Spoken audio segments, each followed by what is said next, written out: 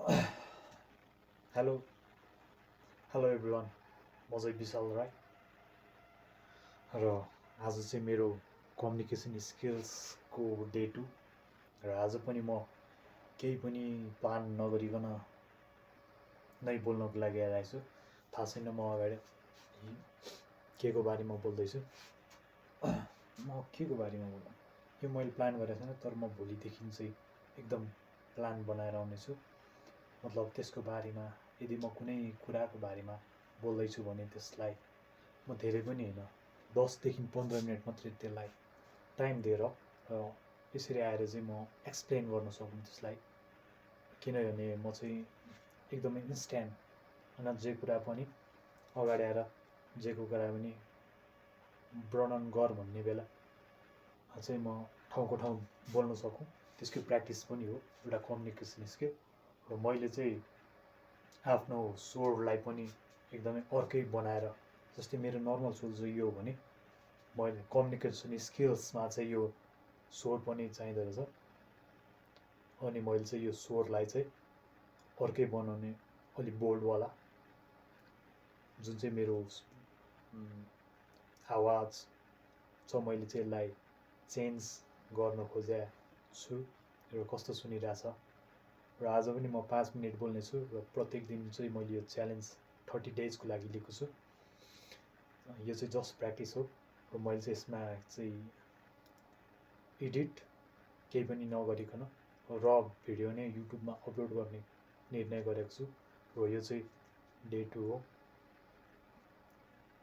र डे 2 मा चाहिँ मैले हिजो पनि नसोचिकन आएर बोलेको थिएँ भने आज पनि मैले आएर नसोचिकन बोलेको थिएँ।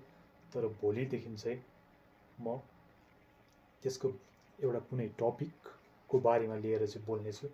र आज चाहिँ केही पनि टपिक नभएकोले म आफ्नो भोइसकै बारेमा बोल्छु। मैले चाहिँ एउटा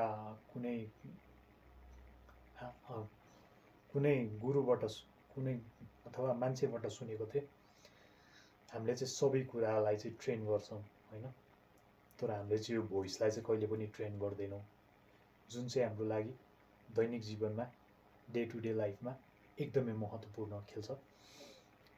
र म चाहिँ त्यही भोइसलाई चाहिँ आजैबाट ट्रेन गर्दैछु र यसरी नै चाहिँ आफ्नो भोइसलाई अझै डिपर गर्दै लानेछु, जसले चाहिँ मेरो कम्युनिकेसन स्किल्समा एकदमै हेल्प गर्नेछ।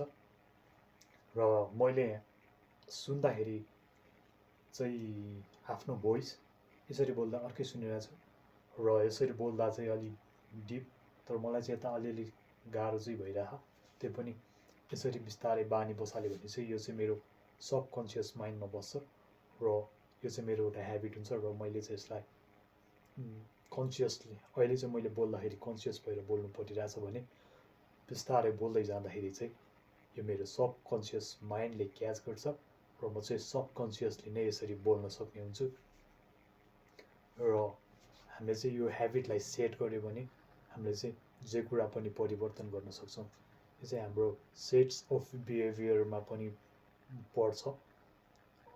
र मैले यसलाई दिनकै प्र्याक्टिस गरेँ भने चाहिँ मेरो स्वरदेखि सबै कुरा चेन्ज हुनेवाला छ।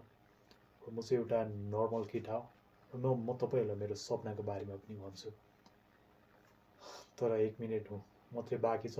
सपनाको बारेमा सायद म कुनै दिन भनौँला, तर आजको बारेमा चाहिँ के भनौँ भने मैले यसरी बोल्दै गर्दाखेरि घाँटी अलिकति दुखी पनि रहेछ। त्यो पनि म आफ्नो स्किल्स डेभलप गर्नको लागि चाहिँ यसमा हरेक दिन काम गर्नेछु। र मलाई चाहिँ हिजो पहिला चाहिँ अलिकति अप्ठ्यारो लाग्छ यसरी बोल्दाखेरि, र अहिले चाहिँ इम्प्रुभ भएको छु। त्यो पनि सेटिस्फाइड तरिकाले चाहिँ इम्प्रुभ भएन, तर नहुनुभन्दा कानो मामा जाति भने जस्तै इम्प्रुभ चाहिँ हुँदैछ।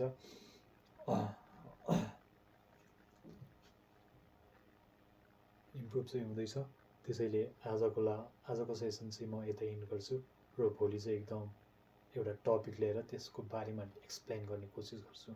हस् त।